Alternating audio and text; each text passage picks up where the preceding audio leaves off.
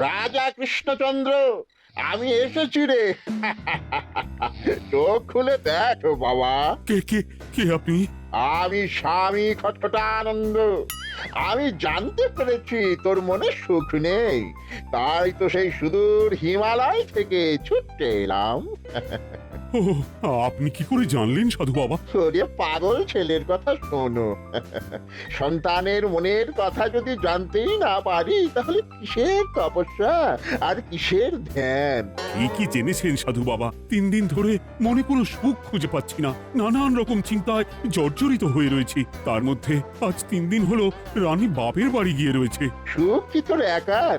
এই মায়ার সংসারে সুখ খুঁজে পাবি কি করি? তোর যে তপস্যার সময় হয়েছে বাবা। শোন, এই পাথরটা ধর। আমি যোগ বলে এই মন্ত্রপুত পাথর পেয়েছি। কাল পূর্ব দিকের নদীর পারে এই মন্ত্রপুত পাথর স্থাপন করবি।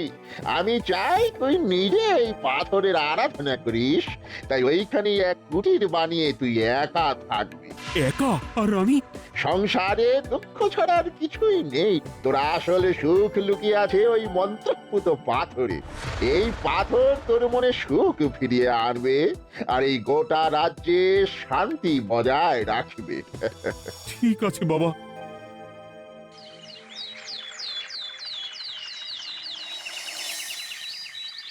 জয় বাবা খটখটানন্দের জয়। কি তার জ্যোতি, কি তার ব্যক্তিত্ব, আহ, কি তার কণ্ঠস্বর! এই মন্ত্রপুত পাথর আমার এবং এই রাজ্যের সকলে সুখ শান্তি ফিরিয়ে আনবে। আজ থেকে আমি সাধু বাবার পরামর্শ মতন এখানেই থাকবো। তোমাদের যার যা যা বক্তব্য আমাকে এখানে এসেই বলবে। কোনো চিন্তা করবেন না মহারাজ, আমি সব সামলে নেব। আপনি নিষ্ঠা সহকারে সাধু বাবার আদেশ পালন করুন। মহারাজ, যার নামেই খট তার কথাই ভরসা করা কি ঠিক হবে? একটা সামান্য পাথর কি করে সুখ ফিরিয়ে আনবে মহারাজ? বিষয়টা কি খটখটানন্দের মতন খটকার নয়?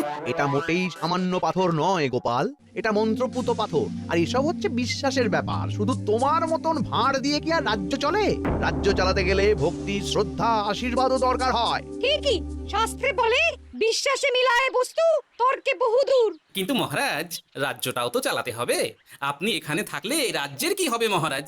একবার ভেবে দেখুন, সাধু বাবা আসল না হয়ে নকলও তো হতে পারে। দেখো গোপাল, তোমার যদি মনে বিশ্বাস না থাকে তাহলে আমি বলবো তুমি আর এখানে এসো না। তবে সাধু বাবার নামে কোনো বাজে মন্তব্য আমি শুনবো না। আমি চাই না আমার এই অবিশ্বাসের কারণে আমার রাজ্যের কোনো ক্ষতি হোক। আর আমি এই রাজ্যের মন্ত্রী, আমি থাকতে তোমাকে রাজ্য নিয়ে বেশি ভাবতে হবে না। তুমি এখন যাও তো গোপাল, যাও। মহারাজকে আর বিরক্ত করো না। পাল না থাকলে এ রাজ্যের কিছুই এসে যাবে না। আমরা থাকতে নাকি ভাঁড় চালাবে রাজ্য? আচ্ছা, ঠিক আছে, দেখা যাক। তাহলে আসি মহারাজ। হ্যাঁ হ্যাঁ, এসো এসো।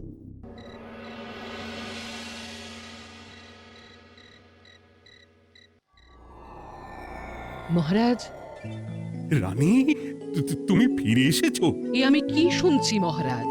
আপনি নাকি প্রাসাদে ফিরবেন না ঠিক করেছেন? হ্যাঁ রানী, তুমি ঠিকই শুনেছো। আমি আর প্রাসাদে ফিরবো না। আমি এখানে থেকে ওই মন্ত্রপুত পাথরের আরাধনা করব। কে না কে এসে আপনাকে বলল আর আপনি প্রাসাদ ছেড়ে এই কুটিরে থাকবেন? আপনার শরীর খারাপ করবে মহারাজ, আপনি ফিরে চলুন। কে না কে নয় রানী, স্বামী খটখটানন্দ খুব বড় সাধু। উনি যোগ বলে আমার দুঃখের কথা জানতে পেরে সেই হিমালয় থেকে ছুটে এসেছেন আমাকে ওই পাথর দিতে। তুমি আমায় ফিরতে জোর করো না রানী। আর আপনার রাজ্য, আপনার প্রজারা, তাদের কি হবে মহারাজ? সে নিয়ে তুমি ভেবো না রানী, আমি এখানে বসেই মন্ত্রীকে দিয়ে সবটা সামলে নেব। তাহলে আমিও আপনার সাথে এখানে থাকবো। আপনাকে ছাড়া আমি প্রাসাদে ফিরবো না। তা হয় না রানী, সাধু বাবা আমাকে একা থাকতে বলেছেন। এসব ধ্যান যোগ আরাধনা একা করতে হয়। গোপাল সবটা জানে মহারাজ। আহ, আমার সামনেও নাম করবে না রানী। গোপালের কত বড় সাহস তুমি ভাবো একবার। ও বলে সাধু বাবা ভণ্ডও হতে পারে। আমার তখন ইচ্ছা করছিল ওর মাথার যে কটা চুল আছে সেটাও ছিঁড়ে নিতে। না না, আমি আর গোপালের মুখ দেখতে চাই না। আপনি উত্তেজিত হবেন না মহারাজ, আপনি বিশ্রাম করুন, আমি আবার কাল আসবো। রাতের হাটেও সবজির যা দাম বেড়েছে, এরপর শুধু এক বেলা খেয়ে থাকতে হবে।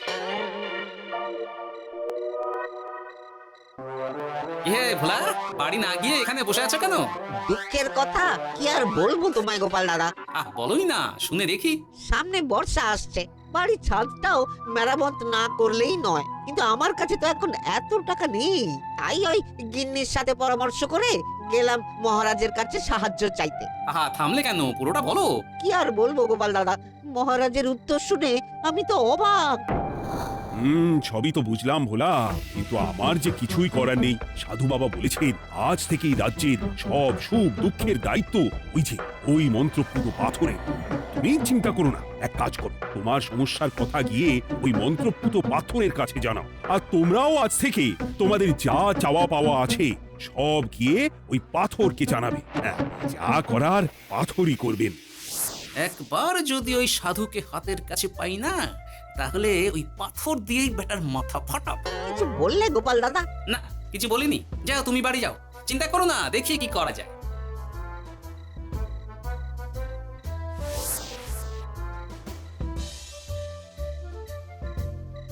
কি ব্যাপার, এত রাতে বটা ঘটা মন্ত্রীর বাড়িতে কি করছিল? কি বটা ঘটা, আজকে মন্ত্রী মশাইয়ের বাড়ি খাওয়া দাওয়া ছিল? খাওয়া ছাড়া কি অন্য কিছু আসে না তোমার মাথায়? চ চ চ, আমাদের অনেক কাজ আছে, চ। আরে এত তাড়া কিসের? বাবা, বটা ঘটার এত কি গুরুত্বপূর্ণ কাজ যে একেবারে ছুটে পালালো? না, ব্যাপারটা তো সুবিধের ঠেকছে না।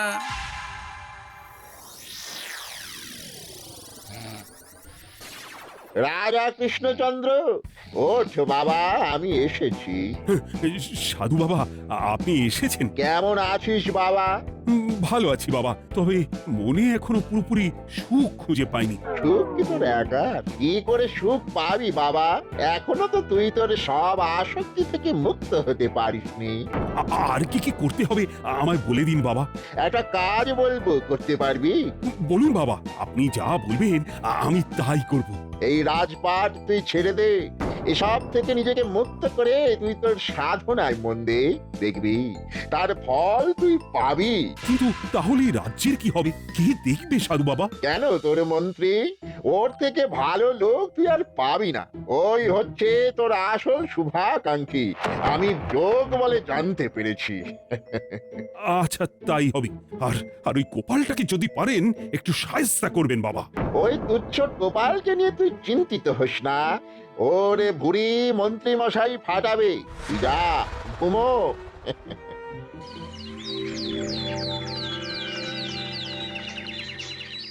শোনো শোনো শোনো, আজ থেকে মহারাজ কৃষ্ণচন্দ্রের আদেশে এই রাজ্যের ভার এই রাজ্যের মন্ত্রীর।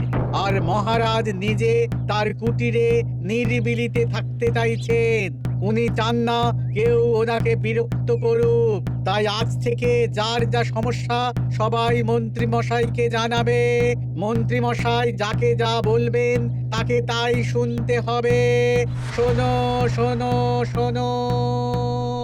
না, মহারাজকে থামাতেই হবে, না হলে বড় বিপদ হয়ে যাবে। যাই।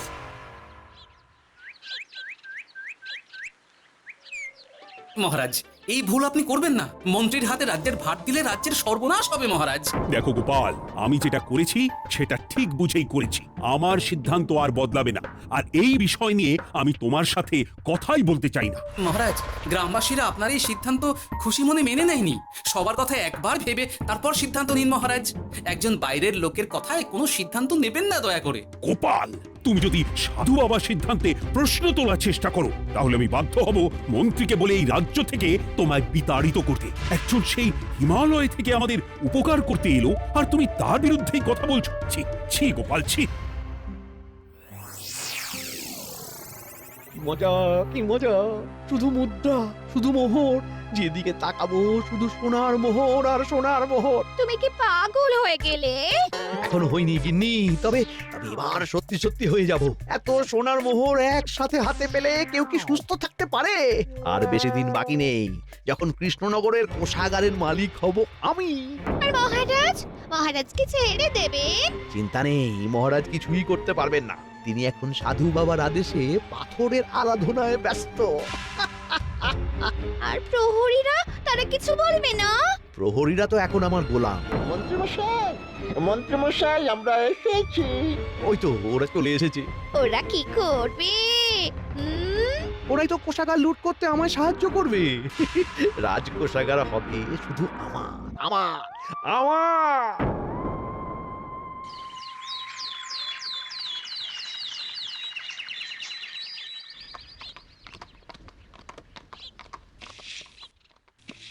গোপাল, রানীমা, আপনি আমায় ডেকে পাঠালেই তো পারতেন। রাজ্যটার যে কি হবে গোপাল? মহারাজের উদাসীনতায় মন্ত্রী তো সব লুটে পুটে একাকার করে ছাড়বে। তুমি কিছু একটা করো গোপাল। সে তো আমিও বুঝতে পারছি রানীমা, কিন্তু হাজার চেষ্টা করে ও মহারাজকে বোঝাতে পারছি না। মহারাজ সাধু বাবার পাল্লায় পড়ে আর কিছুই বুঝতে চাইছেন না। এই রাজ্য আর মহারাজকে একমাত্র রক্ষা করতে পারবে তুমি গোপাল। কিছু একটা করো। কি হয়েছে, তোমরা হট্টগোল করছো কেন? তুমি আর একটা বিহিত করো গোপাল দাদা, আমরা তো আর থাকতে পারছি না। তুমি এর আগে বিহিত করো গোপাল। আচ্ছা, কি হয়েছে বলবে তো? মন্ত্রী মশাই সবার কাছ থেকে অগ্রিম কর চেয়েছে। সে প্রহরী পাঠিয়ে সবার বাড়ি বাড়ি বলে এসেছে দুদিনের মধ্যে অগ্রিম কর না দিলে সবাইকে ধরে কারাগারে ভরে দেবে। এতে তো আমরা কোনো সাহায্য পাচ্ছি না। তার উপর আবার এই জুলুম কি করে মেনে নেবো বলো তো গোপাল দাদা? আমাদের বাঁচাও গোপাল দাদা, আমাদের বাঁচাও, না হলে এই মন্ত্রীর জুলুমে আমরা সবাই মারা যাব। হ্যাঁ গোপাল, তুমি পারবে। কিছু একটা করো গোপাল, এই রাজ্যটাকে বাঁচাও। না, আর নয়, এবার এর একটা বিহিত করতেই হবে। শোনো, তোমরা সব নিজের নিজের বাড়ি যাও, আমি দেখছি কি করা যায়। মন্ত্রী দুদিনের মধ্যে কর চাইছে কেন? ওর আসল উদ্দেশ্য কি? না, বিষয়টার খোঁজ নিতে হচ্ছে। পুটি, আই পুটি, গোপাল দাদু তুমি? শোন, একটা কাজ আছে বুঝলি, বটা ঘটার উপর নজর রাখতে হবে, পারবি তো? হ্যাঁ হ্যাঁ দাদু, এটা আর কি এমন কাজ? এই তোর হাতে ওটা কি রে? ও এটা পুতুল বাবা এনে দিয়েছে। পাথরটা খুব চেনা চেনা লাগছে, কোথায় যেন দেখেছি। কোথায়? রে, সাধু বাবার দেওয়া পাথর। আর এটা একই পাথর মনে হচ্ছে। এই তোর বাবা এটা কোথায় পেয়েছে রে? তা তো জানি না, তবে শুনেছি পাশের গ্রামে। বাহ, পাথরগুলো দেখতে তো খুব সুন্দর। এই সব পাথর তোমার? আজ্ঞে হ্যাঁ, আমি এই পাথরের মূর্তি বানাই। এই পাথর কি তুমি বিক্রি করো? না না, শুধু পাথর তো বিক্রি করি না। এটা কি? ও ওটা ওটা আমি আমার সব পাথরের একটা চিহ্ন দিয়ে রাখি। এতে বোঝা যায় যে এই পাথরের মূর্তি আমার তৈরি। বাহ, চমৎকার কাজ করেছো। তোমাকে যে কি বলে ধন্যবাদ দেবো তুমি জানো না। কৃষ্ণনগরের কত বড় উপকার তুমি করলে। গোপাল দাদু, ও গোপাল দাদু, গোপাল দাদু, গোপাল দাদু। কি ব্যাপার, এত সকাল সকাল? ভালো খবর এনেছিস মনে হচ্ছে। শুধু ভালো নয় দাদু, একেবারে গরম খবর। দাদু, রহস্য আমরা ফাঁস করে ফেলেছি দাদু। বলিস কি রে? শুনি শুনি। কাল রাতে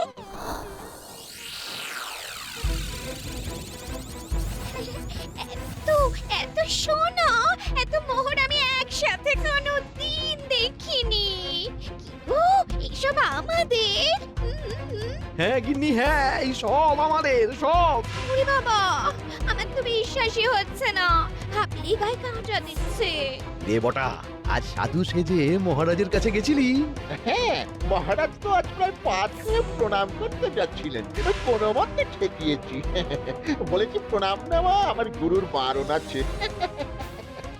আর আমি তো আজ এমন ধোঁয়া দিয়েছি যে মহারাজ একেবারে কেসে কেসে অস্থির। আর মাত্র 2 দিন, এই 2 দিন খেলাটা চালিয়ে যেতে পারলেই কেল্লা ফতে। আচ্ছা, এবার আমার কাছে পুরো বিষয়টা পরিষ্কার হলো। বাহ, তোরা দারুণ কাজ করেছিস রে। এবার শুধু আজ রাতে প্রমাণটা পেলেই হয়ে যাবে।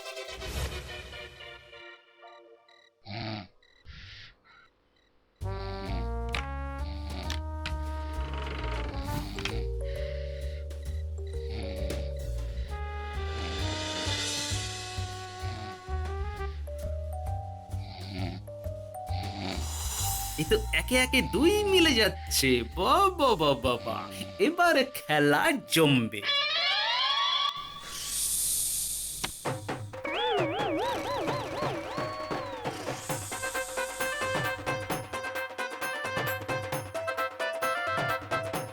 এই ঘটা ঘটা রে, এই ঘরে এত ধোঁয়া এলো কি করে রে? সত্যিই তো এত ধোঁয়া এলো কি করে? ঘরে কি আগুন লাগলো নাকি রে? এই বটা, ওটা কি রে? হ্যাঁ, এ তো ভূত। আমরা তো কিছু করিনি। আমরা কিছু করিনি, বিশ্বাস করো ভূত দাদা, আমরা কিছুই করিনি। তোরা আমাদের পূর্বপুরুষের প্রস্তর খণ্ড নিয়ে এসেছিস, তোদের এত বড় সাহস! আজ আমরা তোদের ঘাড় মটকাবো। আমরা কোনো খণ্ডমণ্ড নিইনি ভূত দাদা। এই কথা, তুই কি ওনাদের কোনো খণ্ড এনেছিস? না না না না না, আমি তো অমন কিছু আনিনি। আমার মনে হয় ওই আপনাদের কোথাও একটা ভুল হচ্ছে। মহারাজকে ওই পাথর তোরা কোথা থেকে এনে দিয়েছিস? ওটাই আমাদের প্রস্তর খণ্ড, আমাদের 5 পুরুষের সম্পত্তি। ওটা তো আমরা পাশের গ্রামে এক মূর্তি কারিগরের থেকে চুরি করে এনেছি। আপনারা যান না, যান, ওই কারিগরের কাছে ওরকম অনেক পাথর আছে। আমাদের ওটাই চাই। ও বাবা, উনি আবার কে? আমাদের দাদু, তৃতীয় পুরুষ। ও দাদু, চুরি ভূত দাদু, ওটা আনতে গেলে না মন্ত্রী মশাই আমাদের খুব মারবে। খা, ওদের মুন্ডু চিবিয়ে খা। না না, ওরকম করবেন না দাদু ভূত, তাতে আমাদের খুব লাগবে। তাহলে বল, মন্ত্রীর আসল উদ্দেশ্য কি? 2 দিন পর ও কি করবে? 2 দিন পরে মন্ত্রী মশাই কোষাগার লুট করে রাজ্য থেকে পালাবেন। এবার এবার আমাদের ছেড়ে দিন দাদু ভূত। তোদের ছাড়তে পারি একটাই শর্তে। বলুন বলুন।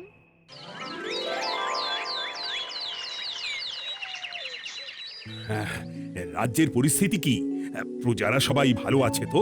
হ্যাঁ মহারাজ, সেসব নিয়ে আপনি একদম চিন্তা করবেন না। বাবা, আপনি এসেছেন? আরে কৃষ্ণচন্দ্র, একটা কথা তোকে না বলে আর থাকতে পারলাম না। আবার কে রে? বলুন বাবা। এই মন্ত্রীকে এই রাজ্যের দায়িত্ব দিতে বলে আমি বড় ভুল করেছিলাম। আসলে এই মন্ত্রী হচ্ছে চোর।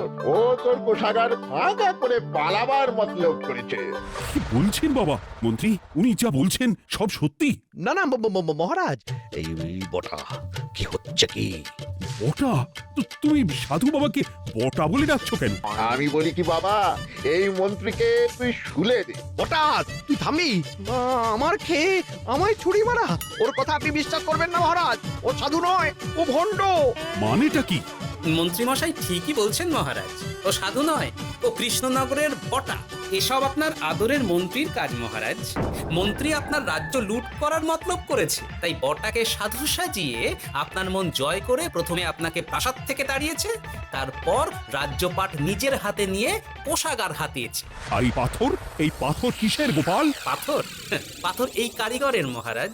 উনি পাশের গ্রামে এই পাথর দিয়ে মূর্তি গড়েন। মন্ত্রী বটাকে দিয়ে এই পাথর চুরি করিয়েছিল।